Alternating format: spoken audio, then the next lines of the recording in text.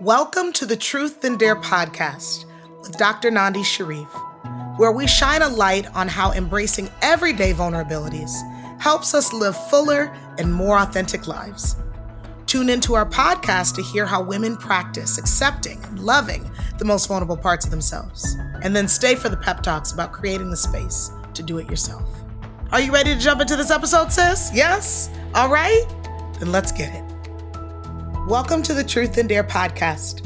I'm your host, Dr. Nandi Shareef, and today we're talking about an important truth. Your beliefs drive your life. After a point in my life where I had a few seasons of challenges, I began to notice some things that kept happening in my life. I was ending up in the same types of relationships that never really went anywhere and left me feeling absolutely heartbroken and humiliated. I noticed that I would oftentimes experience the same seasons of sadness that would happen around the same times of year or the same times of events. And it was the same times of sadness throughout my life. I noticed that I had friendships where I oftentimes felt like I didn't measure up, or I felt like other people weren't measuring up and people weren't giving me what I felt like I needed. And I many times found myself doing work that felt unfulfilling, where I spent most of my days looking for and applying for new positions or dreaming about becoming an entrepreneur. Sis, I'm really curious if this has ever happened to you. If not, you can just play the violin for me, or you can say, oh no, Dr. Nandi, I feel bad for you. But I have a sneaky suspicion that this has happened to you too, that you have noticed this has happened over and over again in certain areas of your life. And some of us, we might call this a pattern, or these are patterns. Realizing that one time is a coincidence, and 2 times is a fluke, but 3 or I don't know how many more times means that somebody or at least something is doing this on purpose, whether they intended to or not. As a coach early on in my career, I decided to get curious. Instead of getting overwhelmed and getting upset about seeing the same things over and over again, I wanted to get curious. You'll hear me often talk about being a scientist or a researcher. That is being an observer to the phenomenon versus allowing the phenomenon to take over you. So when you hear me say that, that's what I'm talking about. So I got curious enough to ask myself, well, hell, why are these patterns happening in my life? Why can't I create different results? What are these patterns? What's creating them? What is keeping me or blocking me or stopping me from having a different outcome, especially knowing that that's what I wanted? Well, I guess I asked the right questions, because it started to come to me slowly like a drip, and then eventually it was a downpour. Nandi, you are the common denominator here. There are no coincidences, my friend. There are no coincidences. Is you in your life having the same experience, girl? Man. And that was a hard pill to swallow. That it wasn't all of my friends or all of those guys or all of those companies. It was me. And in figuring that out, I then began to ask myself, what about me is attracting these experiences if I'm saying out of my mouth that I actually don't want them? There was extreme dissonance between what I was saying and what I was quote unquote seeing. Meaning I was saying I wanted a great job, a great opportunity, things that I was passionate about. But what I was seeing was only being in a place where people were tolerating me, or where I couldn't really use my gifts and talents because there are a lot of rules and bureaucracy. What I was saying was I wanted a loving, deep, fulfilling, passionate relationship. But what I was seeing was swipe, swipe yuck, swipe no. And people that I actually didn't really want to date, who didn't have the profile that I was looking for, who weren't good people, who I didn't enjoy being around. That's all I could see, and really what I saw for myself, what I was worthy of. I said that I wanted these amazing friendships where we could talk to each other about anything. But instead, what I was seeing is there's no way to have a bunch of type A strong women really be in support of one another and hold each other down. I was seeing something different than what I was saying. And when I say seeing, what I actually mean is believing. I didn't believe that there was any better for me. I believed I deserved exactly what I was getting. I developed these beliefs long before these experiences happened. When I was young, I developed the belief based on being bullied that no one who was worth anything would ever like me, because I was told when I was young, you're fat, you're black, your hair is nappy, no good looking boys that have anything going for them are going to want you. So you better just date the rejects. And so who did I date when I was older? Everybody's a good person. I love everybody now. But in that categorization from the kids when I was young, they would be considered the rejects. I developed a belief when I was younger that friendships were about commiserating. So I had a whole lot of commiserating and not a whole lot of celebrating, not a whole lot of seeing each other. I developed a belief that only certain people could live out their dreams, and I wasn't one of them. I developed that belief when I was really young, when I saw kids that were more affluent, having opportunities, doing things that I wasn't able to do. You see, I learned very young, based on socialization and assimilation and the experiences that I had, that I was a victim to my life. And so that pattern that I was talking about is a pattern of life happening to me. And I wonder if this resonates with you. Have you noticed life is happening to you? And if you have, sis, have you ever asked yourself why? Or for what reason?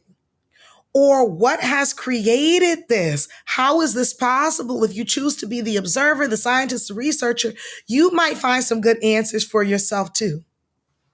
So when I caught it, when I recognized that my beliefs were driving these experiences in my life, I was able to then get really objective and begin to examine what was happening and then ask myself, if I really want something different, if I really want passionate love, if I really want an incredible purpose-driven career, if I really want amazing soul-filled friendships, if I really want to feel deep, abiding joy without anything happening except me being alive, I knew I would have to do some really deep work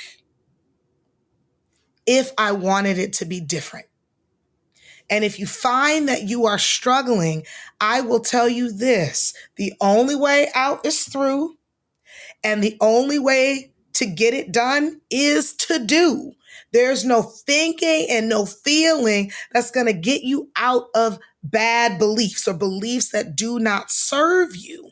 What's going to get you out of it is the willingness to try on something different, to activate different beliefs and to use them in your life. Now, as we talk through this, I want to be really, really clear about the difference between facts and beliefs. When we think about a fact is a statement, a way that we believe is universally true. We know that we know that we know that this is right. Right now, my laptop is sitting on the table. It's sitting on my desk table. And if I were to ask anybody in the world who has ever seen a desk or a table or anything like that, they would either share with you, oh, Nandi, you are sitting at a desk, or Nandi, this is on top of the table. The tabletop that is your desk. But the reason why they would say that is because it is universally accepted that that is what this thing is. It is a fact that that's what this is.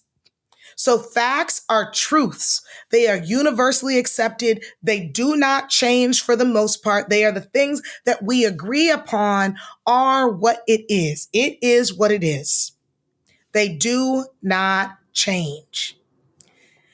Beliefs are things that I make up. Hello, make believe. Okay, let's go back to when we're 4 years old and we playing dress up and we having a tea party. Okay, beliefs are made up.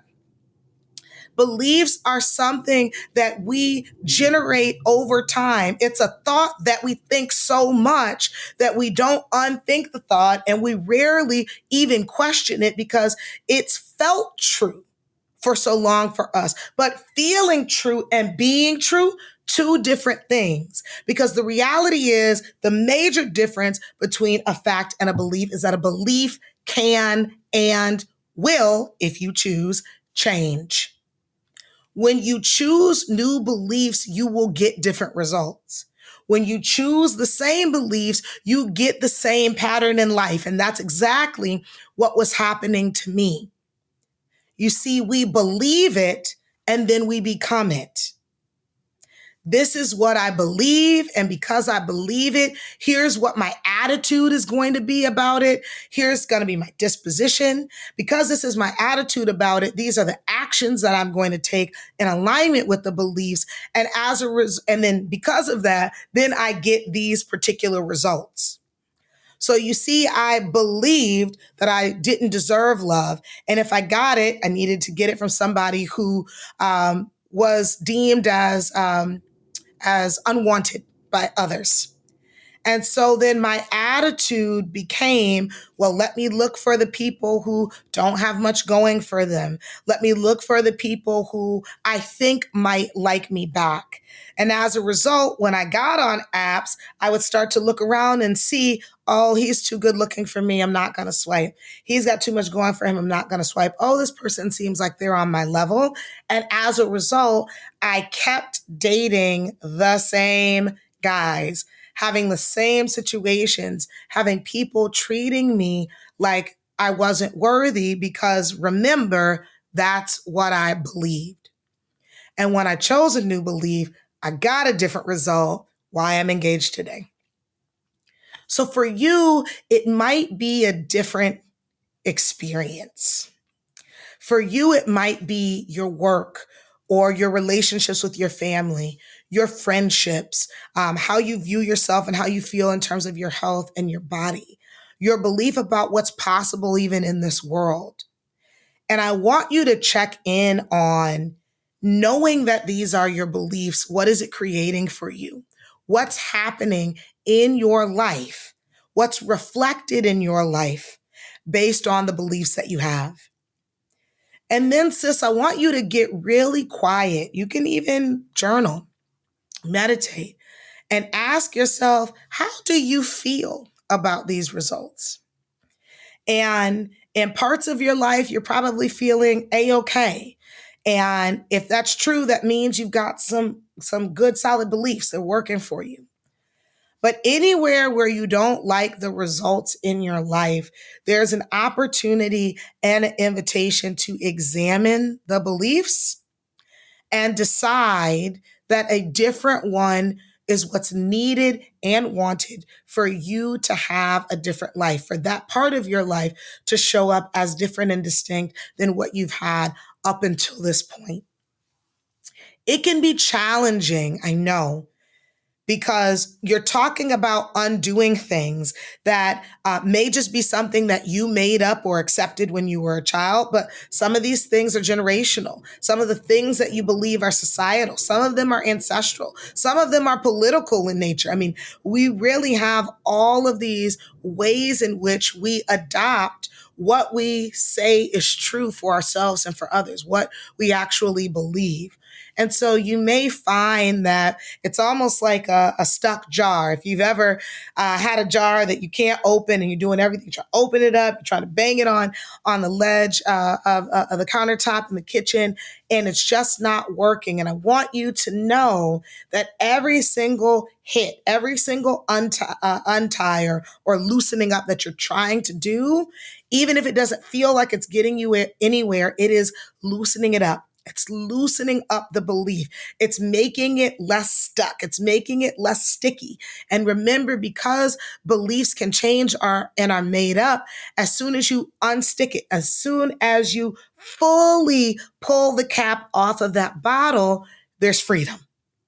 You actually have the opportunity to choose something different. It's no longer stuck in your being. So this is going to take practice. It's going to take intentionality. You get to actually meditate on and make this an intention for you. Choose to have a different belief in a certain area and then get different results. So I want to leave you with the fact that when I chose different beliefs, I did get different results. But I will caution you because it didn't keep bad things from happening. Okay. So if you have any sort of religious or spiritual bent, you'll know that many of the spiritual sects talk about the fact that suffering is life, or suffering is part of life. And you may not believe that, that may not be your particular leaning, but what I will say is that bad things will happen.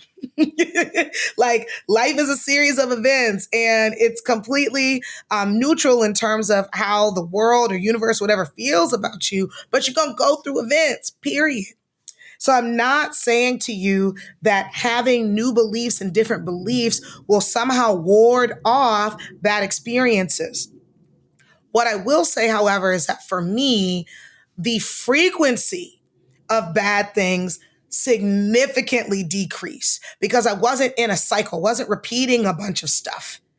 And what I then noticed is that the variety of problems increased for me. So instead of having the same issue over and over again, I had different issues, different problems, and they became fun to solve for because they weren't earth-shattering, they weren't earth-ending, because I had new beliefs about myself, new beliefs about my ability to take these things on. So I didn't have the same problems over and over again. I had new problems and I had next level problems. And I was excited to solve for them because I had a different mind. I had a renewed heart, a renewed spirit. And because of that, I was fully equipped to take on the challenge of those changing times. So I encourage you to recognize and understand that your beliefs drive your life, sis. And when you choose new beliefs, how you're getting there, the way in which the vehicle is driving, the ease in which it's getting you there will feel completely different. And though you're still going through the same roads and some of the same potholes and dealing with some of the same, dealing with challenges or dealing with problems, not necessarily the same problems, what you will notice is that there is a different you that you're bringing to this. There's a newness that you're bringing to this. There's a renewal that comes along with it. So trust yourself to develop some new beliefs and truly watch them change your life. If you enjoyed today's podcast, I invite you to join us and listen to the other podcasts that are a part of this season. We're really excited as the Truth and Dare movement to welcome you and being a part of this family, a part of this sisterhood. And if you're yearning for more real and authentic conversations, subscribe to the podcast. If you want to learn more about the Truth and Dare movement, go to truththandare.com, sign up for my email list, and check out my services and offerings, including live events. We encourage you to listen, we encourage you to comment, and we encourage you to share your stories with us too at hello@truththandare.com.